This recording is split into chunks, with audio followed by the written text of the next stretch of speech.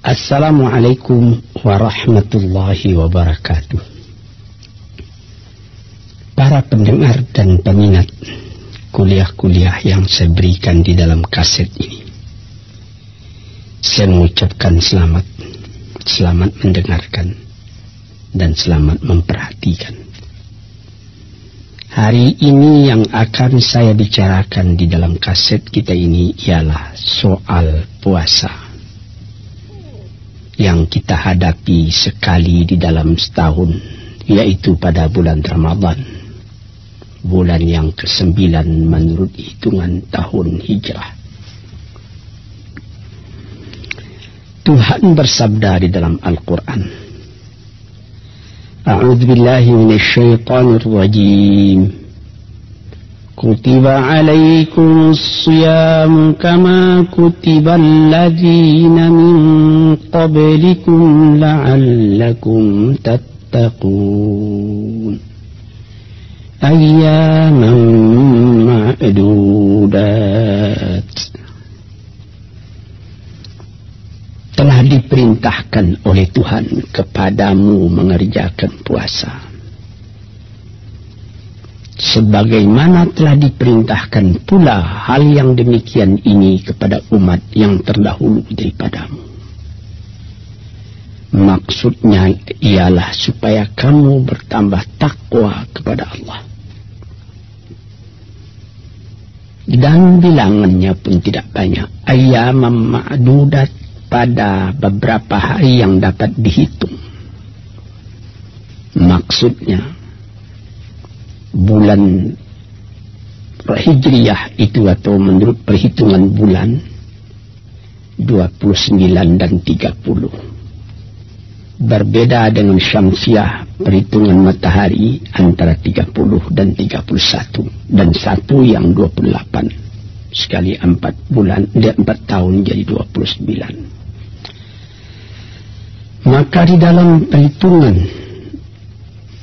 bulan itu datanglah perintah puasa kepada kita. Maksud puasa itu disebutkan lagi, la'allakum tattaqun, supaya hubunganmu dengan Allah itu selalu terpelihara, hubungan yang baik. Sebab kita semuanya mengakui bertuhan kepada Allah, mengakui sebagaimana kebanyakan kita kaum muslimin bahwa kita orang Islam. Tetapi pengakuan saja belumlah cukup kalau tidak dituruti dengan perbuatan. Perbuatan itu menambah teguhnya hubungan kita, menambah kesadaran pada diri kita sendiri tentang hubungan kita dengan Tuhan. Itulah maksud la'allakum tattaqun. Karena kita dapat memperhatikan sendiri berapa banyak orang yang mengakui memeluk suatu agama, tapi tidak ada getaran ke dalam jiwanya sendiri pemelukkan agama itu. Kita disuruhkan sekali atau sebulan di dalam setahun mengokohkan hubungan dengan Allah dengan mengerjakan perintahnya, mengerjakan puasa. Bagaimana dikatakan bertambah teguh hubungan dengan Tuhan?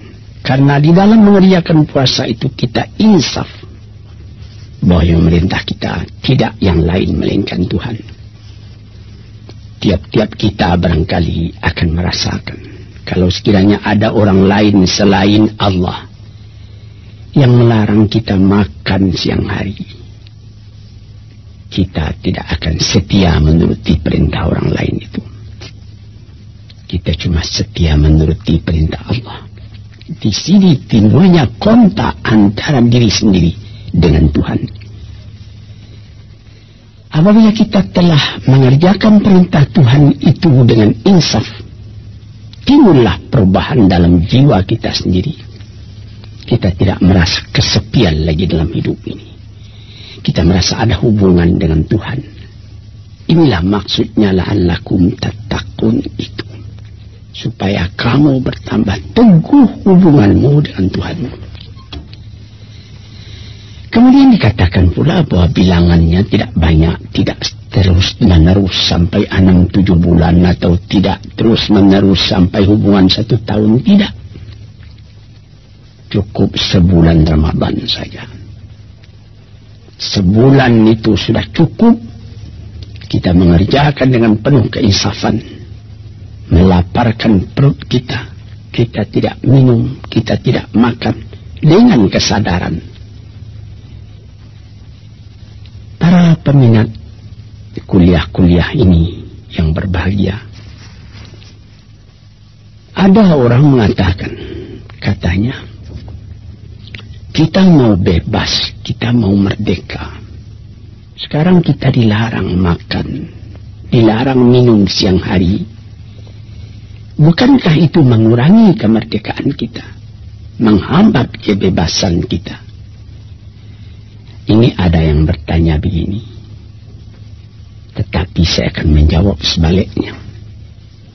Dengan mengerjakan puasa ini, kita terang-terang memupuk kemerdekaan jiwa kita sendiri. Saya sendiri, kalau tidak makan pukul 7 pagi paling lat,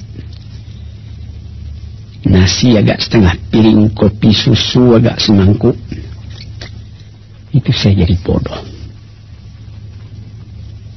Tetapi di dalam bulan puasa saya dapat menguasai diri. Pagi saya tidak minum, tidak makan. Sesudah saya makan sahur, kemudian disambung dengan sembahyang subuh, saya tidak makan, tidak minum lagi 1 hari lamanya. Saya dapat menahan diri. Misalnya kira-kira pukul 2, badan sedang capek, sedang payah, sedang lelah. Kembali dari mana-mana, pulang ke rumah.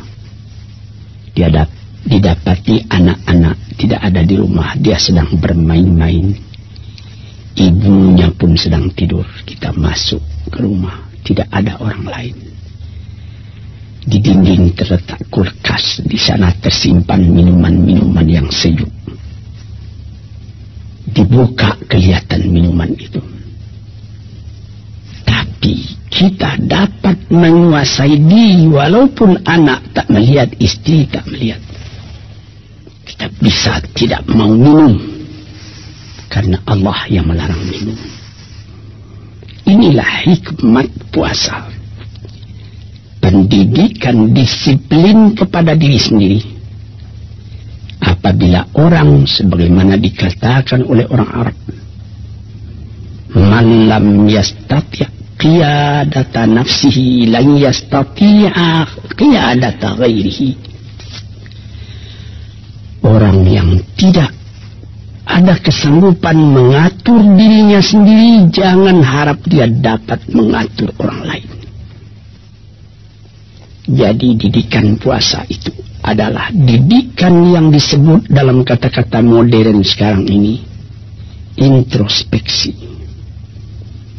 Mengatur diri kita sendiri, menguasainya, sehingga hawa nafsu kita tidak dapat mempengaruhi kita. Jiwa yang seperti ini dididik sekurang-kurangnya sebulan di dalam 1 tahun. Maka terasalah ke dalam diri sendiri, diri kita hidup, diri kita berdisiplin, kita berhubungan dengan Allah. Apatah lagi di dalam bulan puasa itu dianjurkan lagi kita memperbanyak ibadat kepada Tuhan. Memperbanyak membaca Al-Quran, memperbanyak zikir, ingat kepada Allah. Cara negatif kita tidak bercakap, cara positif kita membaca Al-Quran. Cara negatif terlarang kita bergaul dengan orang lain kalau tidak berfaedah. Tapi cara positifnya kita dianjurkan bergaul dengan orang lain di dalam membaca Al-Quran. Demikianlah terus sebulan lamanya. Tentu saja akan besar pengaruhnya kepada diri kita sendiri. Keadaan yang demikian itu. Apatah lagi sesudah kita berbuka puasa, kita bersiap lagi buat datang ke masjid melakukan sembahyang tarawih dengan berjamaah.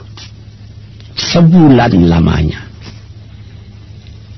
kita mengalami bahwa orang-orang yang mencukupkan puasanya dengan tarawih, dia berkumpul ke dalam masjid beramai-ramai, besar kecil tua muda, gembira masjid pada waktu itu. Sembahyang tarawih itu juga tidak lama. Ada yang secara pendek saja, sederhana, 11 rakaat ditambah dengan witir, atau paling banyak 21 atau 23 rakaat dengan witir. Habis itu kita pulang kembali. Sebelum tidur kita membaca Al-Quran agak setengah juz. Sebulan lamanya. Terasa pada siang hari lapar badan. Terasa pada malam ini rapatnya hubungan silaturahim dengan kawan-kawan, dengan masyarakat yang sekampung sehalaman dengan kita. Ditambah lagi bulan puasa tadi bertambah sehari, 2 hari, 3 hari kita mengerjakan puasa, timbul lagi ingatan. Apa ingatan? Membagikan zakat fitrah. Apabila bulan puasa sudah habis atau hampir habis, kita mengeluarkan zakat fitrah, zakat diri, besar dan kecil, tua muda, memberikan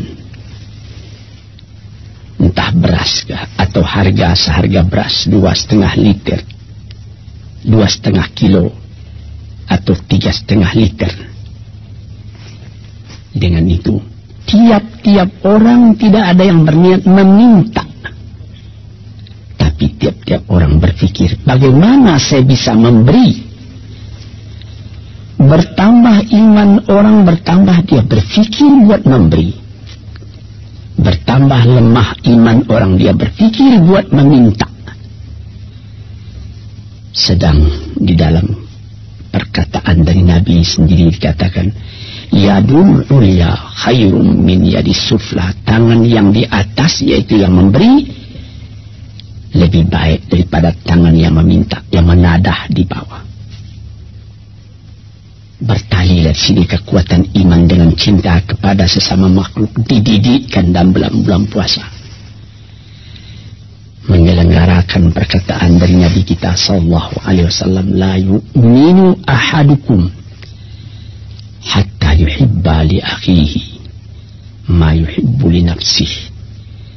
Belum berarti iman seseorang kamu sebelum dia mencintai saudaranya sebagaimana mencintai diri sendiri. Kita didiklah kepada diri tadi. Misalnya di waktu berbuka puasa, 2, 3, 4, 5 perbukaan yang terletak di hadapan kita, sambal-sambal macam-macam. Kita makan bersama dengan gembira. Tapi kita juga mengingat ada orang lain yang puasanya itu lebih lama dari kita karena tidak ada yang akan dimakan. Orang puasa 1 hari, dia kadang-kadang 2 hari tidak makan. Nah, di sini dalam rasa cinta tadi kita disuruh rapat hubungan dengan yang saya katakan tadi, bertarawih. Di dalam bertarawih itu kita bersaf sembahyang bersama-sama. Di waktu sembahyang itu kita dapat melihat mana kawan kita yang hidupnya itu kurang dari sederhana, mencari beras 1 liter 2 liter 1 hari bukan main sukarnya. Ini nanti yang kita pikirkan bagaimana supaya mensedekahi dia. Dan kalau datang nanti penghabisan puasa, bagaimana supaya dia dapat diberi fitrah. Sehingga meratalah tiap tahun sekali dipraktekkan, dikonkretkan keadilan sosial yang merata itu dalam masyarakat kita kaum muslimin. Ini salah satu hikmat yang terkandung di dalam mengerjakan puasa itu. Apabila kita hidup kenyang saja terus, pikiran itu pun sudah lebih banyak terhadap kepada kebendaan. Bagaimana keuntungan bisa dapat. Tetapi apabila perintah puasa sudah dikerjakan rata, walaupun orang kaya berjuta-juta uangnya, berhektar-hektar tanahnya, berpuluh pintu rumah sewanya, namun dia wajib merasakan sebagaimana yang dirasai oleh orang lain, lapar karena puasa. Di situ dia juga bisa berpikir, sedangkan cuma lapar satu hari aku pun lemah. Bagaimanalah umat, bagaimanalah rakyat, bagaimanalah kaumku yang kadang makan kadang tidak, mencari sesuap pagi sesuap petang bukan main susahnya. Ini salah satu hikmat yang terkandung di dalam mengerjakan puasa itu. Dan kita di waktu itu disuruh juga memperhatikan bahwa di samping perut kita yang kejang, yang kenyang, enakan hidup, kemimahan, kita juga mesti bagaimana mengenyangkan rohani jiwa dengan mendekati Allah Subhanahu wa Ta'ala, dengan melaksanakan perintahnya, dengan menghentikan larangannya. Inilah hikmat yang terkandung di dalam mengerjakan puasa itu. Di situ terasa naiknya tingkat iman kita. Kita tidak lagi semata-mata memikirkan bagaimana supaya perut berisi. Kita juga memikirkan bagaimana supaya jiwa berisi. Sesuai dengan hadis yang pernah disabdakan oleh Nabi kita, man shama ramadhana imanan wa ihtisaban ghufira lahu ma taqaddama min dhanbihi wa ma ta'akhkhara.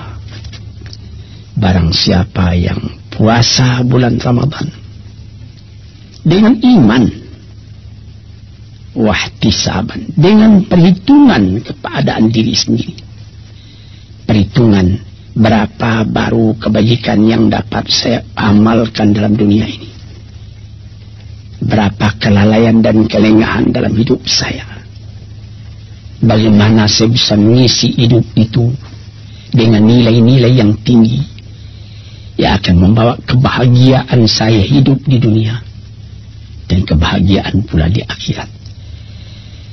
Kalau kita kerjakan puasa dengan demikian itu, Tuhan Allah berjanji akan diampuni dosa. Ghufira lahu, akan diampuni baginya ma taqaddama min dzambihi, kalau ada dosa-dosanya yang telah terdahulu. Malah ditambah lagi dalam satu hadis, wa ma ta'akhkhara, ada keadaan sesudah puasa, khatir-khatir tidak baik dalam hati kita, itu juga bisa diampuni. Apa artinya? Bukan dikerjakan lalu diampuni, tidak mau kita mengerjakan lagi yang tidak diridai oleh Tuhan, sebab kita punya jiwa sudah terlatih dalam bulan puasa. Ini maksudnya. Sebab itu maka kita fikirkanlah tiap-tiap hari yang kita lalui dalam bulan puasa tadi, malamnya dan siangnya. Sedangkan orang berlatih misalnya P4, berlatih dalam pekerjaan-pekerjaan yang lain. Latihan sebulan itu namanya sudah latihan banyak. Sekarang tiap tahun sebulan Tidakkah akan berubah jiwa kita daripada buruk kepada baik? Tidakkah akan ada perubahan kita, pandangan kita terhadap kepada hidup? Apakah kita akan cuma tinggal rendah? Tidak ada kesadaran, tidak ada keinsafan bahwa hidup yang sejati itu ialah kebersihan jiwa. Usaha menjauhi perbuatan yang buruk, usaha memperbanyak perbuatan yang baik di dalam kehidupan kita. Saudara-saudara, tuan-tuan yang saya hormati, setelah kita bicarakan bagaimana hikmat puasa untuk mempertinggi nilai diri kita sendiri di hadapan Allah, namun agama tidaklah memaksa seorang manusia lebih daripada kekuatannya. Sebagaimana sabda Tuhan, la yukallifullahu nafsan illa wus'aha. Tidaklah Allah Ta'ala memberatkan kepada seseorang, kepada satu diri, beban yang dia tidak sempat, tidak kuat memikirnya. Sebab itu dalam hikmah yang tertinggi mengerjakan puasa itu, pengecualiannya pun ada. Itulah kasih sayangnya Allah kepada kita.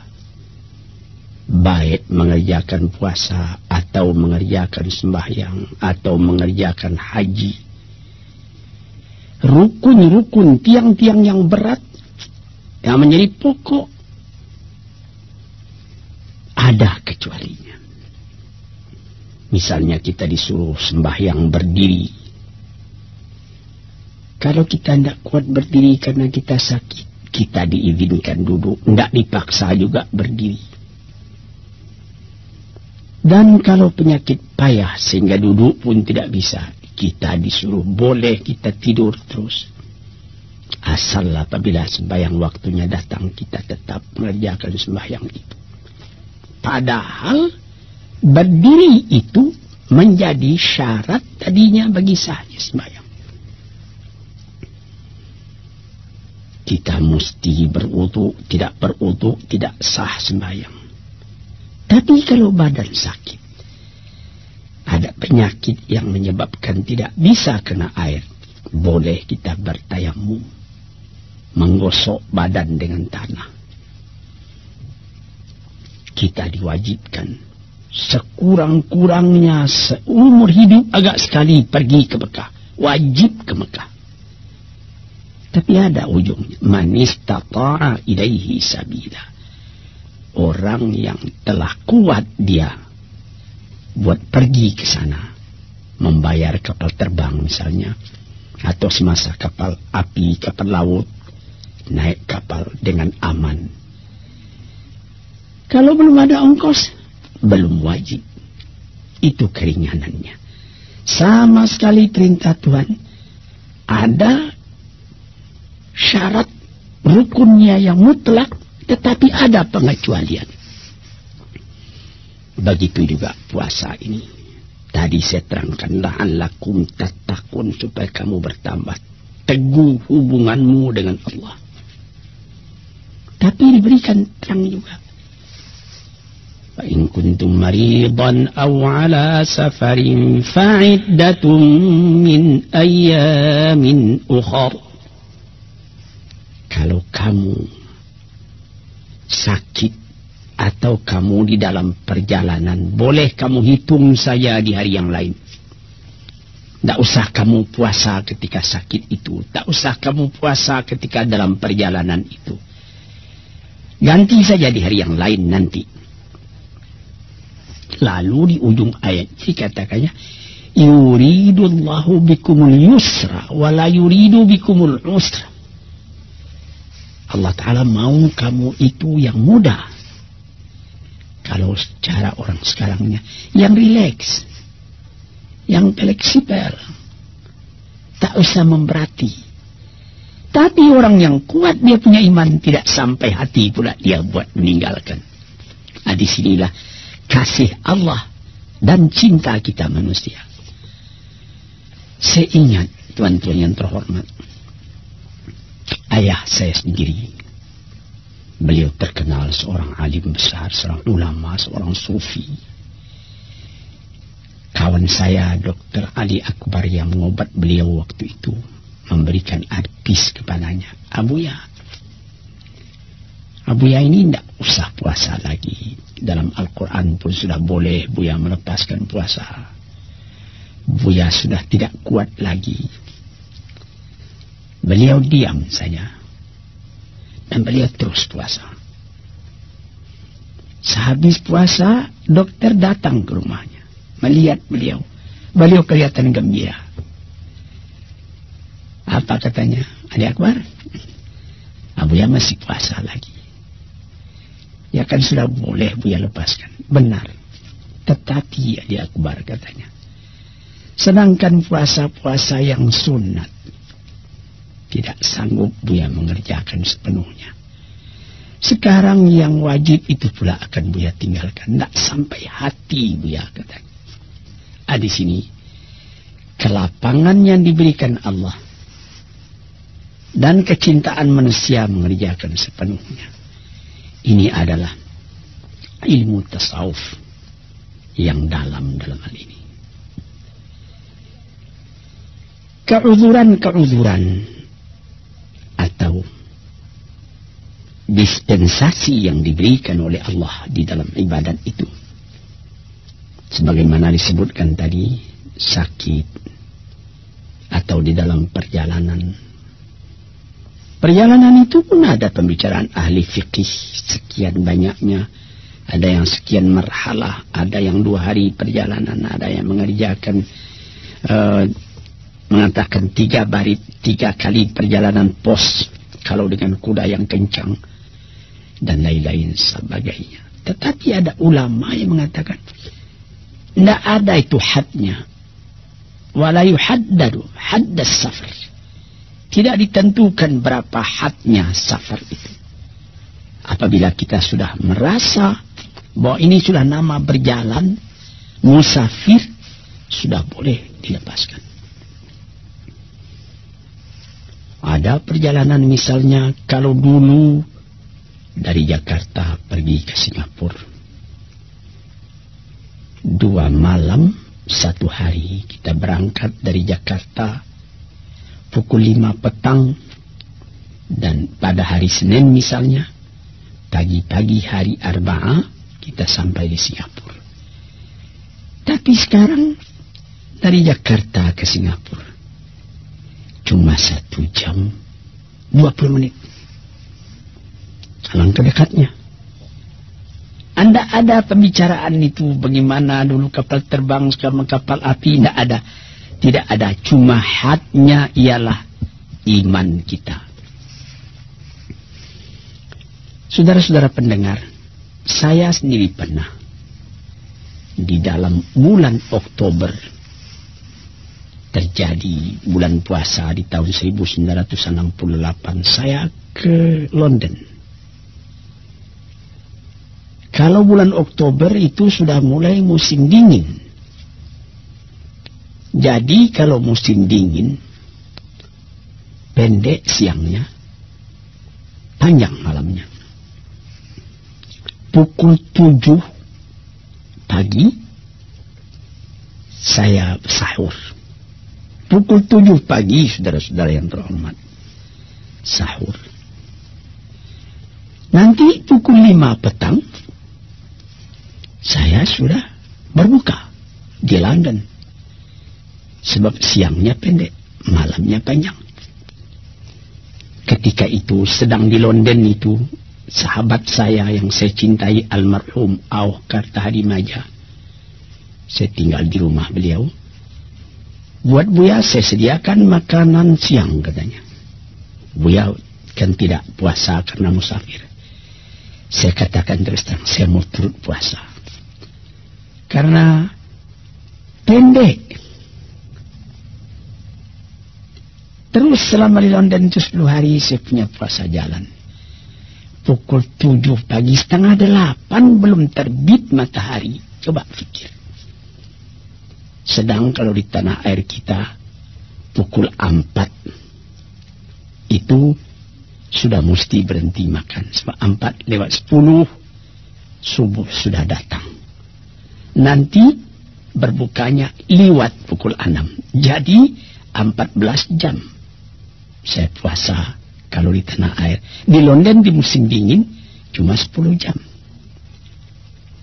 Nah, barangkali kalau sekiranya saya di London pada musim panas, yang pukul 9 malam, menurut hitungan kita matahari masih ada, mungkin saya pada waktu itu, tapi saya belum pernah di London berpuasa pada musim panas, mungkin pada waktu itu saya tidak akan puasa, menurutkan kelapangan yang diberikan oleh agama yang saya peluk.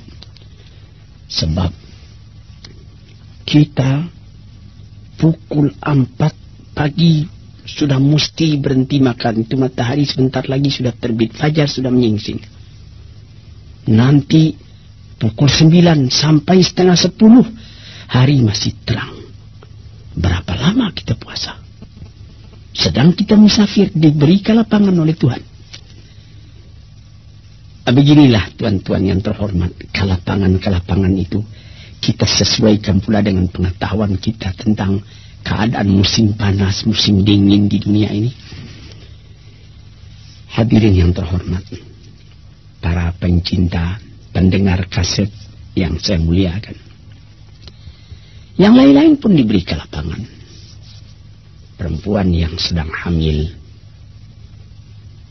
berat hamilnya, kalau sekiranya dia tidak makan, akan lemah anak yang dalam kandungannya.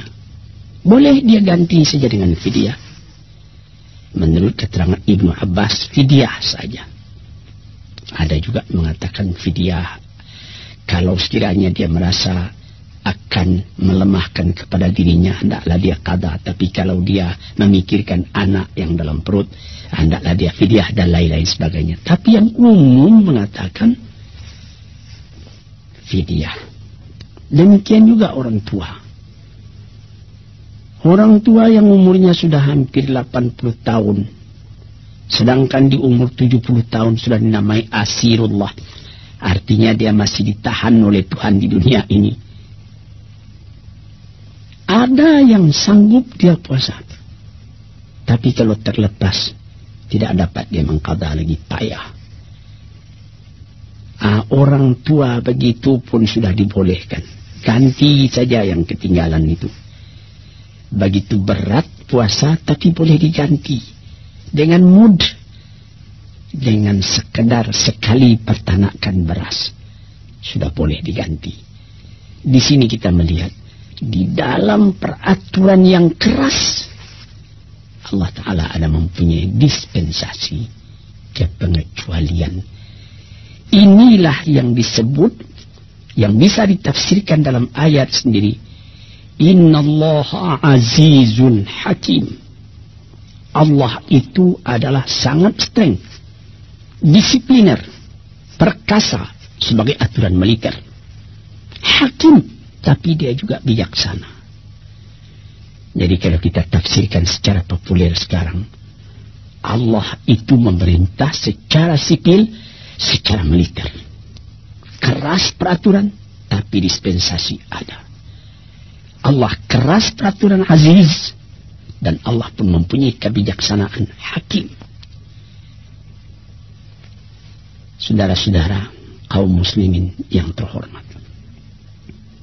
Demikianlah dengan pengecualian-pengecualian itu. Orang sakit, orang musafir, orang tua atau penyakit berlarut-larut entah bila akan sembuh.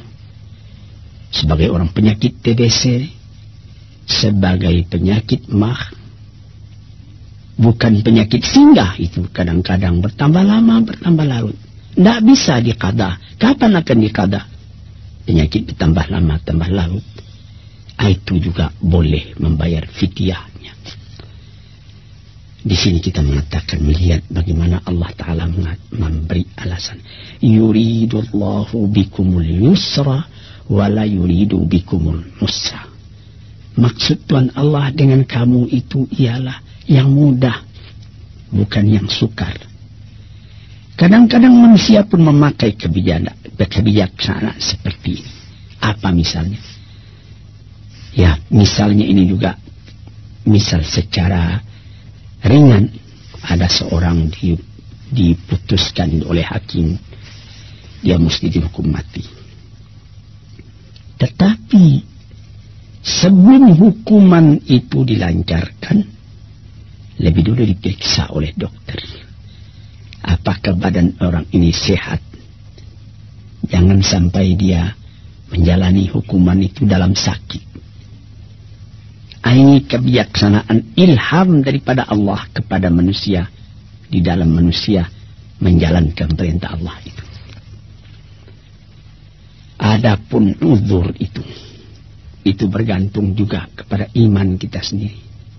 In kuntum maridan, kalau kamu sakit, orang lain boleh menaksir, dokter boleh menaksir, penyakit ini berat. Tapi orang yang bersangkutan merasa tidak berat. Sebagaimana cerita tentang ayah saya tadi. Dokter mengatakan lebih baik Abuya tidak puasa lagi. Tapi beliau terus juga puasa. Tuan-tuan, inilah beberapa hikmat daripada puasa yang kita kerjakan dengan hati kita yang tunduk, merasai bahwa kita adalah hamba Allah. Wa ma khalaqtul jinna wal insa illa liya'budun. Tidaklah aku jadikan jin manusia dan manusia lain tidak melainkan untuk menghambakan diri, mematuhi perintah dan setia kepada Allah Subhanahu wa taala.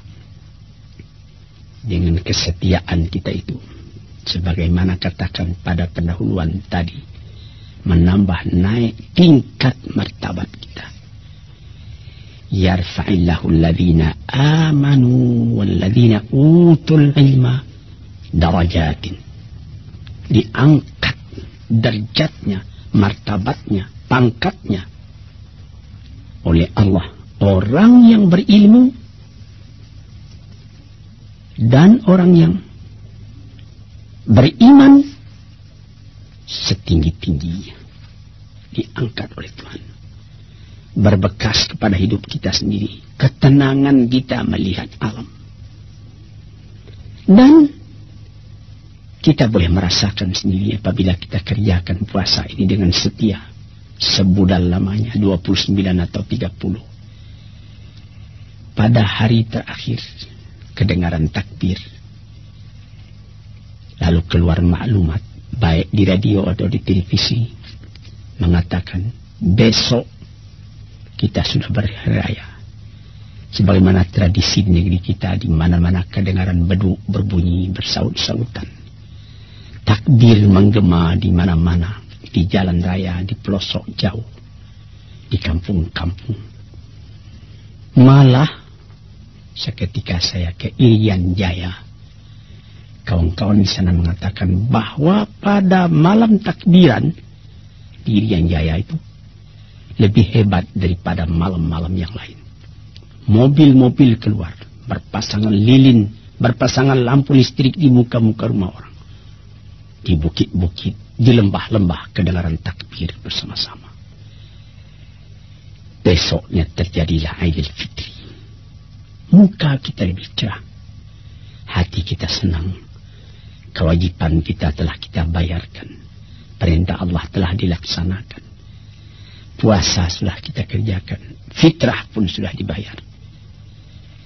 Allahu Akbar, Allahu Akbar, Allahu Akbar. La ilaha illallah, Allahu Akbar. Allahu Akbar, walillahil hamd.